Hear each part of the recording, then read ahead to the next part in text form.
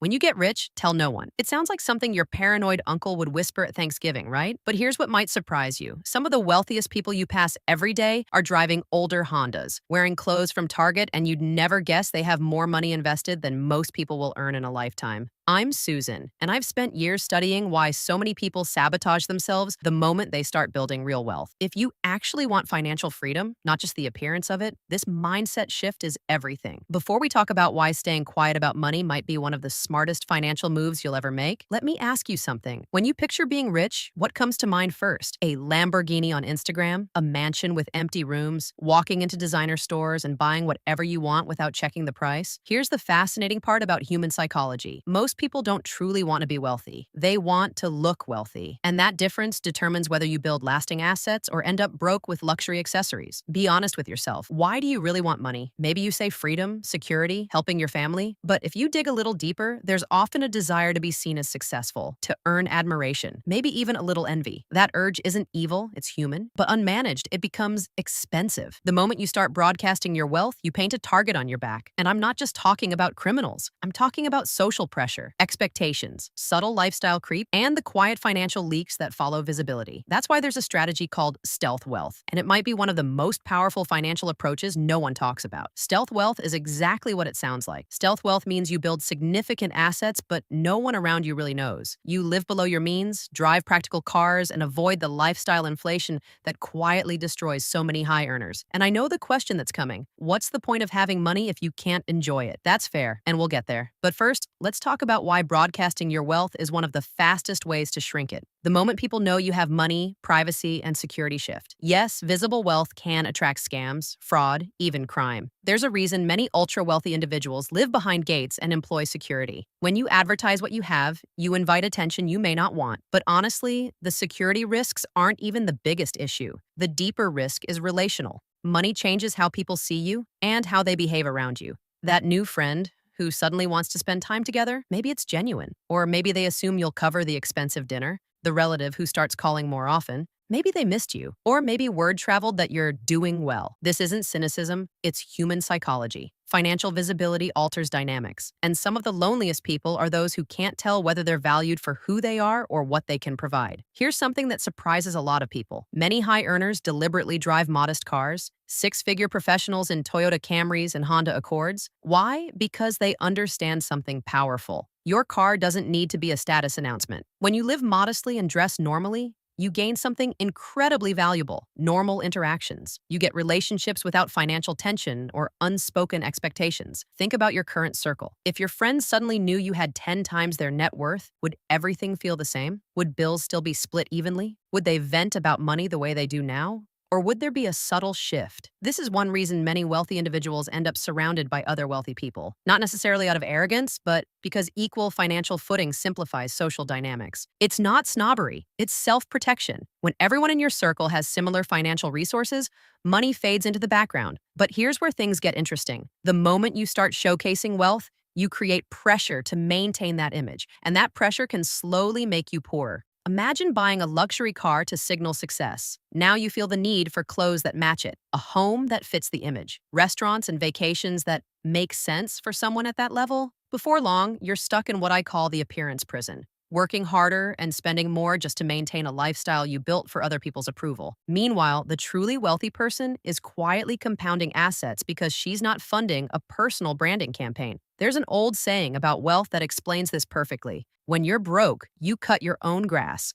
When you're middle class, you pay someone to cut it. When you're truly wealthy, you cut it yourself again. Why? Because real freedom is doing what you want, not what you think rich people are supposed to do. The person who picks up the lawnmower again has realized possessions don't create lasting fulfillment. Freedom of time does. Strong relationships do. A garage full of expensive cars that require maintenance, insurance, and constant anxiety isn't freedom. It's high-cost stress. And here's the paradox. The things that matter most in life cost little or nothing. Time with people you love, rest, a long walk, a book that shifts your thinking, a deep conversation. Wealth can make access to these things easier, like by buying back your time or reducing stress, but you don't need to advertise your bank balance to enjoy them. In fact, it's often better when you don't. Picture this. You're at a high school reunion and someone is bragging about their new Tesla and corner office. You're standing there in jeans you've owned for years, fully aware you could buy half the neighborhood if you wanted to. There's a quiet satisfaction in that moment. That's the hidden power of stealth wealth. You move through the world holding information no one else sees, and you don't need applause to know you've won.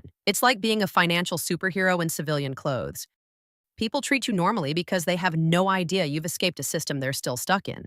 I know a man who made a fortune in real estate, yet every morning he puts on worn work boots and drives an old pickup to job sites. His crew doesn't realize he owns the entire development company. He eats with them, jokes around, and gets treated like one of the team. Compare that to the contractor who pulls up in a brand new luxury truck. Suddenly, everyone assumes he's overcharging or asks for raises. Who do you think has less stress and more authentic relationships? Psychologically, this is powerful. When you don't advertise wealth, you see people clearly. You notice who's generous when they think you're struggling. You see who offers help without expecting anything back. You learn which friendships are real and which ones are transactional. That kind of clarity is priceless. It helps you choose better partners, better friends, better business relationships. Meanwhile, the person constantly signaling wealth is left wondering, do they like me or my money? There are practical advantages too. When service providers see you as an average client, you're more likely to get fair pricing and honest recommendations. The moment they sense deep pockets, upgrades, and urgent add-ons start appearing.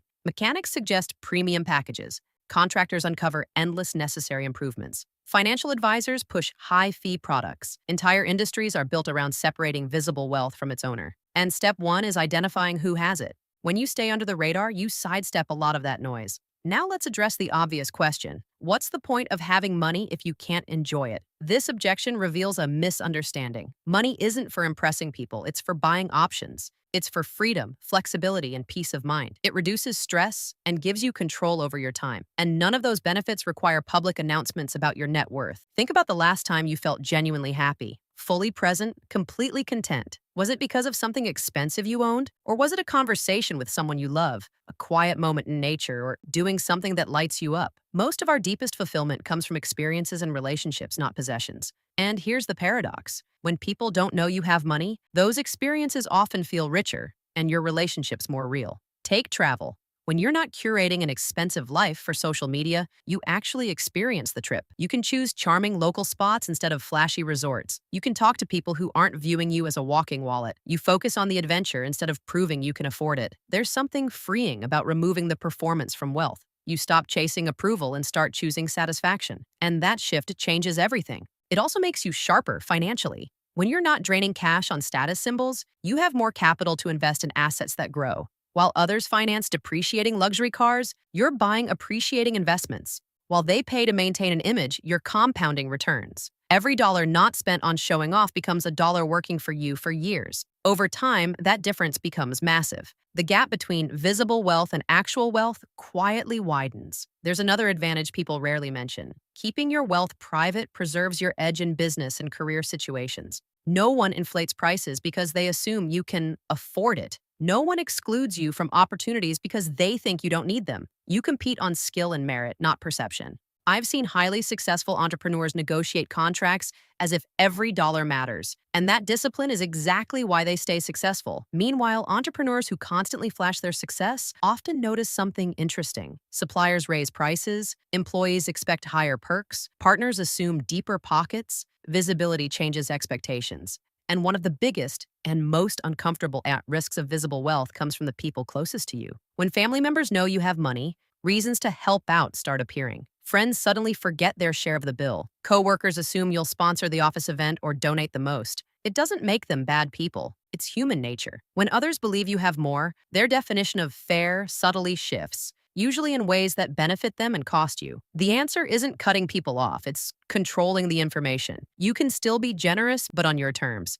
Generosity feels good when it's a choice, not an obligation created by perception. There's also something deeply exhausting about maintaining a wealthy persona. Think about celebrities who talk about the pressure to always look perfect in public. Now imagine choosing that pressure for yourself just so people know you have money. That's a lifetime of performance anxiety. And here's the irony. The people most impressed by flashy displays are often the ones who can't afford them. Truly wealthy individuals usually see through it. They know the difference between someone who has money and someone who is spending money. This becomes even clearer when you consider how much luxury online is debt funded. How many of those glamorous social media lifestyles are financed with credit cards and loans? More than most people realize. We've created a strange culture where people go into debt to appear rich to strangers. Stealth wealth opts you out of that entire game. You stop worrying about what your car signals and start seeing it as transportation. You care less about logos and more about comfort, quality, and long-term value. Some of the wealthiest people I know shop at Costco, use coupons, and drive their cars for years, not because they have to, because they choose to.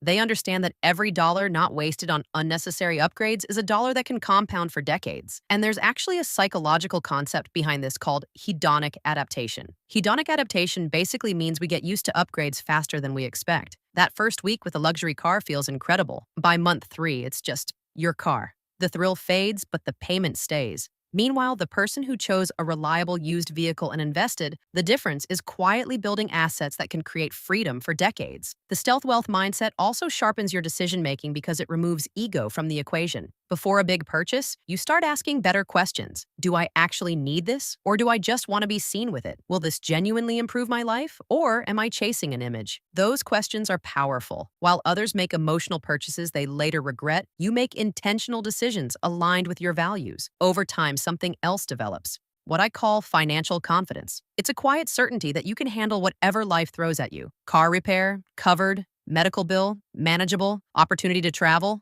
no stress. That feeling is very different from trying to maintain an expensive lifestyle on fragile finances. It's the difference between being secure and just appearing secure. And that confidence spills into everything. You negotiate from strength because you're not desperate. You take smart risks because you have a cushion. You sleep better because you're not juggling payments on things you bought for applause. Now, what about generosity? What if you want to help family, support causes you care about, or treat friends to meaningful experiences? Stealth wealth doesn't block generosity. It enhances it. When people don't expect your money, your giving becomes a gift, not an obligation. It's intentional, not pressured. So here's the takeaway. When you build wealth, you don't need to broadcast it. Let others perform financial theater if they want. You can build quietly, enjoy freedom privately, and move through the world without needing validation. Real prosperity isn't about what you display. It's about the control and peace you gain. The best kind of rich is the kind no one sees coming.